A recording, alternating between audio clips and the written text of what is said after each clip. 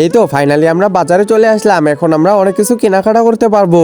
অনেকদিন পর বাজারে আসছি। আরে কি ব্যাপার, ওইগুলো আবার কি? রাজু আবার কি দেখতেছে দেখি তো। আরে ও তো জুস দেখতেছে মনে হয়। রাজু তুই খাবি নাকি? দাঁড়া, তোকে এখনই বের করে দিচ্ছি। আরে মা, আমি খাবো না, এমনি দেখতেছিলাম। ও আচ্ছা ঠিক আছে, আচ্ছা তুই আমার পিছে পিছে আয়। আচ্ছা ঠিক আছে। আরে এগুলো কি? এগুলো তো দেখি আইসক্রিম। রাজু তুই আইসক্রিম খাবি? দাঁড়া। আরে মা, আমি তো খাবো না, রেখে দাও। ও আচ্ছা খাবি না? খাবি না তো তাকাচ্ছিলি কেন? তাড়াতাড়ি যেতে লাগবে। আরে এগুলো কি? এখানে তো দেখি অনেক প্রকার চকলেট। আরে রাজু কি দেখতেছে?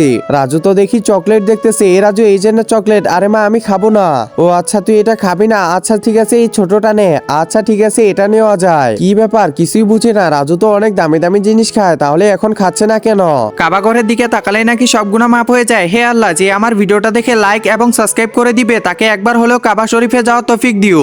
ও আচ্ছা বুঝতে পারছি। আসার সময় যখন আমি টাকা চেক করছিলাম তখন মনে হয় রাজু দেখছিল যে আমার কাছে টাকা নেই, তাই মনে হয় রাজু খাচ্ছে না। আচ্ছা মা ঠিক আছে, তাড়াতাড়ি চলে আসো। আরে বাহ, আমার ছেলেটা তো দেখি ভালোই বুঝে।